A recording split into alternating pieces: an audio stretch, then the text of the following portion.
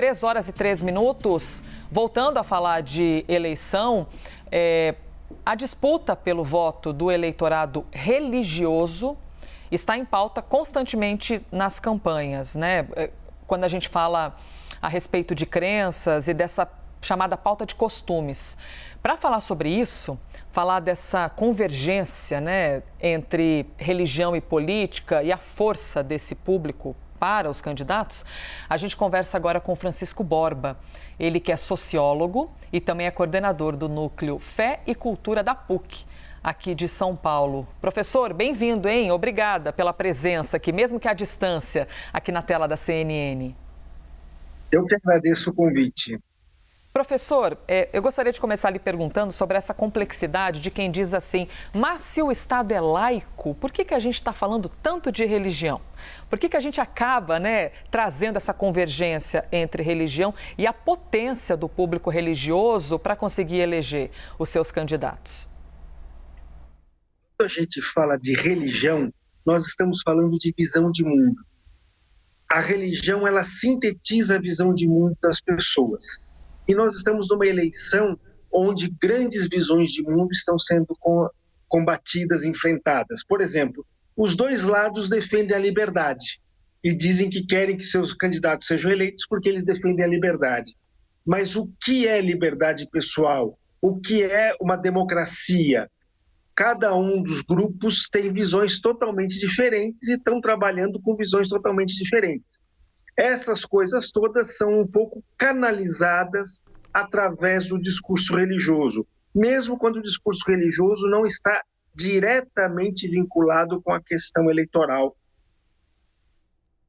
Professor, ótima tarde para o senhor. Agora Tainá Farfan falando direto de Brasília. Essa semana, especialmente, a gente viu alguns movimentos, principalmente relacionados aos evangélicos. Bolsonaro já tem uma parte dos evangélicos, Lula acabou cedendo à pressão de aliados, inclusive divulgou uma carta aos evangélicos na última quarta-feira, usou esse documento, inclusive, para tentar rebater algumas fake news que têm sido proferidas contra ele em relação ao eleitorado evangélico. E eu quero saber do senhor de que forma esse esforço pode refletir nos números, conversando diretamente com esse eleitorado evangélico? Eu acho que a carta do PT, do Lula, chegou muito tarde para uma grande mudança no cenário, tá ok? Ela estanca uma sangria que estaria crescendo cada vez mais se não houvesse essa carta. Mas ela não vai fazer grandes mudanças, eu acho, no cenário, inclusive porque a carta tem um pequeno problema. É uma carta para os evangélicos ou é uma carta para o povo brasileiro? Os valores de família, por exemplo, são só dos evangélicos ou é de todo o povo brasileiro? Quando a carta passa a ser uma carta para os evangélicos, ela cria um certo sentimento de dúvida, de desconfiança por parte até do eleitor. Professor, gostaria de lhe ouvir também, aproveitar todo o seu conhecimento, para a gente poder compreender essa complexidade entre defesa de armas e defesa de Deus, no mesmo discurso. De que maneira o senhor observa, né, essa pluralidade? Por exemplo, quando a gente fala do público evangélico também, é até importante que a gente fale de maneira respeitosa na programação, e a gente sempre tenta fazer isso, de que é um público muito plural, né, professor? Não é porque a gente coloca todo mundo dentro do mesmo pacote que a gente está falando que todo mundo segue o mesmo ritmo e que todo mundo tem as mesmas crenças ou maneiras de fazer essa crença. Mas a gente vê que num mesmo discurso que defende Deus, os valores cristãos, a gente também tem o discurso do armamento e de uma maneira de observar para a criminalidade, colocando ainda mais em prática o uso desse armamento como uma defesa do ser humano. Como é que o senhor observa isso, essa convergência entre armas e Deus? O problema que a gente tem que ter em mente é que o povo brasileiro, o povão, digamos assim, a grande maioria da população, se sente muito insegura hoje no Brasil. O Estado brasileiro não garante segurança para a população. E como o Estado não garante segurança, na insegurança as pessoas podem optar por coisas que não são exatamente aquilo que o discurso lógico das suas crenças incentivaria num outro contexto. Então, o que acontece? O povo evangélico percebe que ele necessita de um discurso que lhe garanta mais segurança. Se esse discurso vem com a ideia de armamento, existe uma grande chance dele aceitar, porque é aquilo que está sendo oferecido.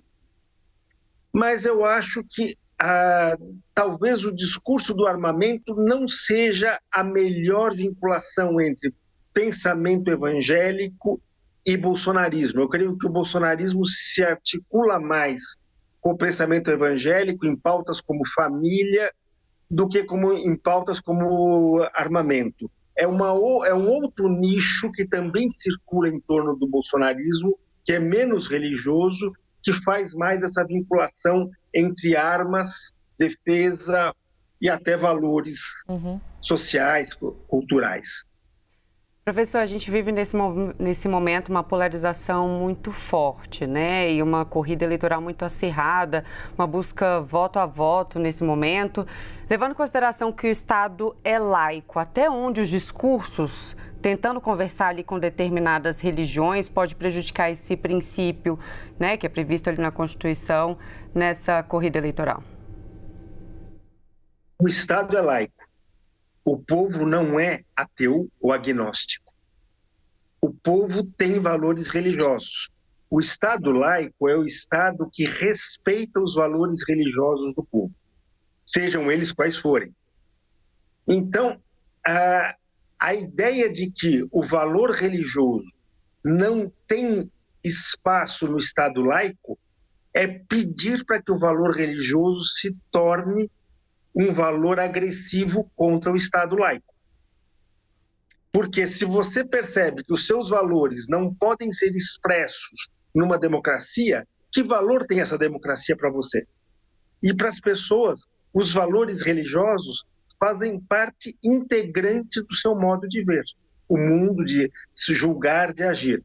Então, o problema é que o Estado laico tem que ser capaz de integrar a pluralidade de valores religiosos e garantir o respeito a todos os valores, sejam eles religiosos, sejam eles não religiosos, da população.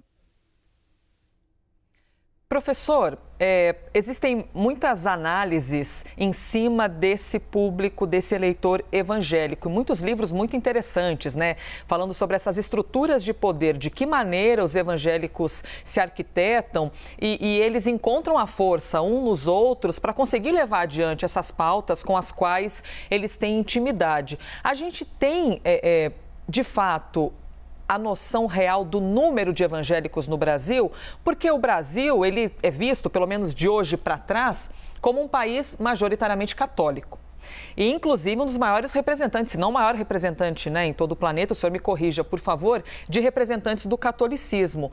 Mas a falta de levantamento de informações faz a gente nadar um pouquinho no escuro, de não saber quantos evangélicos, né, qual é a quantidade de braços da religião a gente tem aqui no Brasil? Porque tem sido cada vez maior e é muito comum você entrar num bairro e ver não uma, mas muitas igrejas.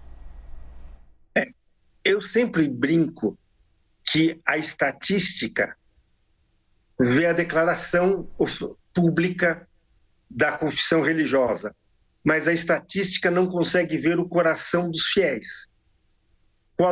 O que está no coração de cada pessoa quando ela se diz evangélica, católica, ateia e assim por diante? A gente não tem isso claro. O que a gente pode perceber é o seguinte: os evangélicos, eu sempre gosto de dizer, os evangélicos neopentecostais, que essa nova força evangélica que surgiu principalmente nas periferias brasileiras, das cidades brasileiras nos últimos anos, esse grupo é um grupo que foi muito desvalorizado, muito excluído do ponto de vista cultural, os seus valores, a sua visão de mundo, a sua realidade pessoal foi muito pouco considerada pelas forças políticas. Havia uma tendência a imaginar que o problema dessas pessoas era apenas socioeconômico, e não é só socioeconômico, é também moral, cultural. E nós estamos agora simplesmente descobrindo que existe essa força. E que essa força, eu acho que é importante a gente perceber, que ela não é só dos evangélicos neopentecostais.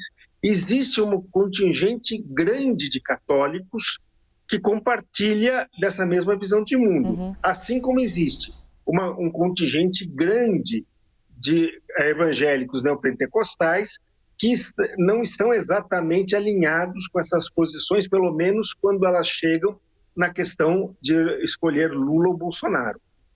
Professor, eu vou pedir uma gentileza rapidinho, a gente interrompe agora. Aliás, já encerramos aqui, já agradecemos o... Ah, tá, professor, obrigada pela gentileza da entrevista. Eu ouvi um comando aqui diferente que eu não tinha ouvido direito o que fazer, mas pronto, agora já iluminaram os meus pensamentos. Agradecemos, então, a entrevista do professor que esteve aqui conosco para a gente poder compreender ainda mais desse cenário eleitoral. Nós conversamos com Francisco Borba, que é sociólogo e coordenador do Núcleo Fé e Cultura da PUC de São Paulo. Professor, obrigada por compartilhar tanto conhecimento.